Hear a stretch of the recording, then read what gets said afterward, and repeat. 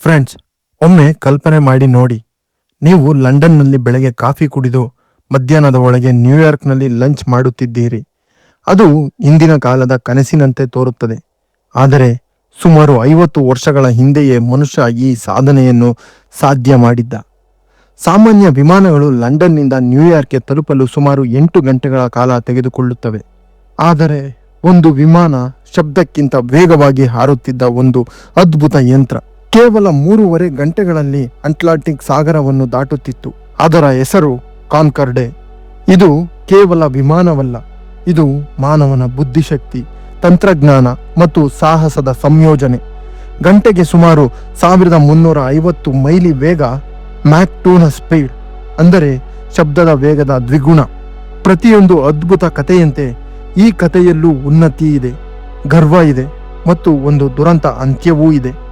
ಈ ವಿಡಿಯೋದಲ್ಲಿ ನಾವು ತಿಳಿಯೋಣ, ಕಾನ್ಕಾರ್ಡೆ ಹೇಗೆ ಹುಟ್ಟಿತ್ತು, ಅದು ಹೇಗೆ ಕೆಲಸ ಮಾಡುತ್ತಿತ್ತು, ಜಗತ್ತಿನ ಅತ್ಯಂತ ಸುರಕ್ಷಿತ ವಿಮಾನವೆಂದು ಕರೆಯಲ್ಪಟ್ಟಿದ್ದು ಏಕೆ ಕುಸಿತ ಕಂಡಿತ್ತು, ಮತ್ತು ಇಂದು ಆ ದೈತ್ಯ ಪಕ್ಷಿ ಎಲ್ಲಿವೆ. ಇದು ಕೇವಲ ಒಂದು ವಿಮಾನದ ಕಥೆಯಲ್ಲ, ಇದು ವೇಗದ ಮೇಲೆ ಮನುಷ್ಯನ ಅಹಂಕಾರದ ಕತೆ. ಫ್ರೆಂಡ್ಸ್, ಅದು 1950ರ ದಶಕ. ಎರಡನೇ ವಿಶ್ವ ಯುದ್ಧದ ಗಾಯಗಳು ಇನ್ನೂ ಹೊಸದಾಗಿದ್ದವು. ಆದರೆ ಯುದ್ಧದ ನಂತರದ ಯುಗದಲ್ಲಿ ಒಂದು ಹೊಸ ಸ್ಪರ್ಧೆ ಶುರುವಾಗಿತ್ತು, ತಂತ್ರಜ್ಞಾನದಲ್ಲಿ ಪ್ರಾಬಲ್ಯ ಸಾಧಿಸುವ ಸ್ಪರ್ಧೆ. ಬ್ರಿಟನ್ ಮತ್ತು ಫ್ರಾನ್ಸ್, ಎರಡು ಯುರೋಪ್ ರಾಷ್ಟ್ರಗಳು, ಜಗತ್ತಿಗೆ ತೋರಿಸಬೇಕಿತ್ತು ನಾವು ಇನ್ನೂ ಶಕ್ತಿಶಾಲಿಗಳಾಗಿದ್ದೇವೆ ಎಂದು. ಬ್ರಿಟನ್ನ ಬ್ರಿಟಿಷ್ ಏರ್ಕ್ರಾಫ್ಟ್ ಕಾರ್ಪೊರೇಷನ್ BAC ಮತ್ತು ಫ್ರಾನ್ಸ್ನ ಏರೋಸ್ಪೇಷಲ್ ಕಂಪನಿಗಳು 1962ರಲ್ಲಿ ಐತಿಹಾಸಿಕ ಒಪ್ಪಂದ ಮಾಡಿಕೊಂಡವು. ಈ ಒಪ್ಪಂದವೇ ಕಾನ್ಕಾರ್ಡೆ ಎಂಬ ಹೆಸರಿಗೆ ಕಾರಣ. ಫ್ರಾನ್ಸ್ ಮತ್ತು ಇಂಗ್ಲಿಷ್ ಈ ಎರಡರಲ್ಲಿಯೂ ಕಾನ್ಕಾರ್ಡೆ ಎಂದರೆ ಏಕತೆ ಅಥವಾ ಒಪ್ಪಂದ ಎಂದರ್ಥ. ಅಮೆರಿಕವು ತನ್ನದೇ ಸೂಪರ್ಸಾನಿಕ್ ವಿಮಾನ ಯೋಜನೆಯನ್ನು ಆರಂಭಿಸಿತ್ತು. ರಷ್ಯಾ ಕೂಡ ಹಿಂದೆ ಉಳಿಯದಂತೆ ಪ್ರಯತ್ನಿಸುತ್ತಿತ್ತು. 1969ರ ಮಾರ್ಚ್ 2ರಂದು ಕಾನ್ಕಾರ್ಡೆ ಮೊದಲ ಬಾರಿಗೆ ಆಕಾಶಕ್ಕೇರಿತು. ಅದೇ ದಿನ ಯುರೋಪ್ ಜಗತ್ತಿಗೆ ಹೇಳಿತ್ತು, ನಾವು ವೇಗವನ್ನು ಜಯಿಸಿದ್ದೇವೆ ಎಂದು. ಕಾನ್ಕಾರ್ಡೆ ಏಕೆ ಇಷ್ಟು ವಿಶೇಷ? ಅದರ ಪ್ರತಿಯೊಂದು ಭಾಗವೂ ಒಂದು ವಿಜ್ಞಾನ ಕಾವ್ಯ. ಅದರ ತ್ರಿಕೋನ ಆಕಾರದ ಡೆಲ್ಟಾ ವಿಂಗ್, ಯುದ್ಧದ ವೇಗ ದಾಟುವಾಗ ಗಾಳಿಯ ಪ್ರತಿರೋಧವನ್ನು ಕಡಿಮೆ ಮಾಡುವುದು ಅತ್ಯಂತ ಮುಖ್ಯ. ಈ ವಿನ್ಯಾಸ ಗಾಳಿ ಒತ್ತಡವನ್ನು ಸಮವಾಗಿ ಹಂಚಿ ಸ್ಥಿರತೆಯನ್ನು ನೀಡುತ್ತಿತ್ತು.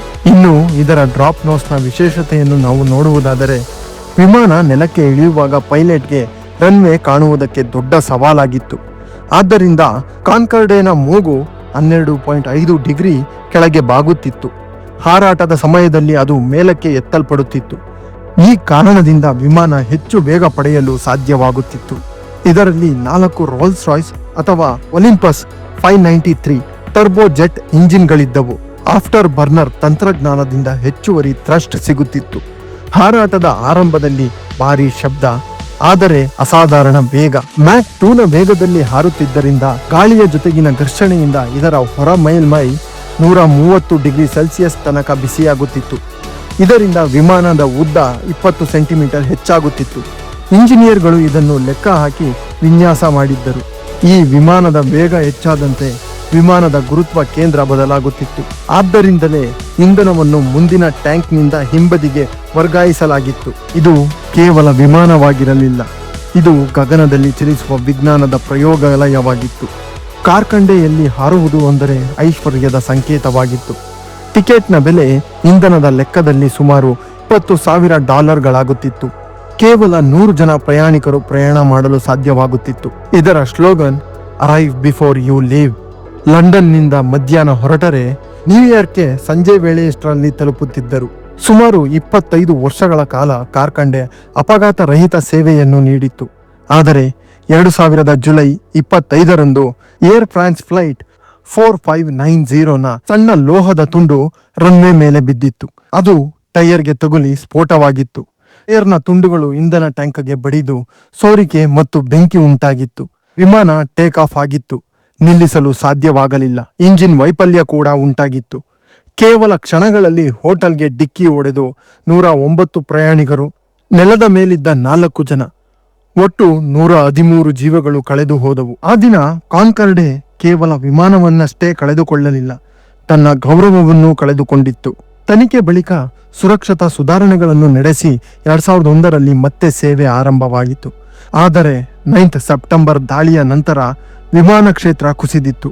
ಪ್ರಮುಖ ಕಾರಣಗಳನ್ನು ನಾವು ನೋಡುವುದಾದರೆ ಅತಿಯಾದ ಇಂಧನ ಬಳಕೆ, ಸಾನಿಕ್ ಬೂಮ್, ಭೂಭಾಗದ ಮೇಲೆ ನಿಷೇಧ ಮತ್ತು ನಿರ್ವಹಣಾ ವೆಚ್ಚ ಇವೆಲ್ಲವನ್ನು ಪರಿಗಣಿಸಿ ಅಕ್ಟೋಬರ್ 24, 2003ರಲ್ಲಿ ಕಾನ್ಕಾರ್ಡೆಯ ಕೊನೆಯ ಹಾರಾಟ ನಡೆದಿತ್ತು.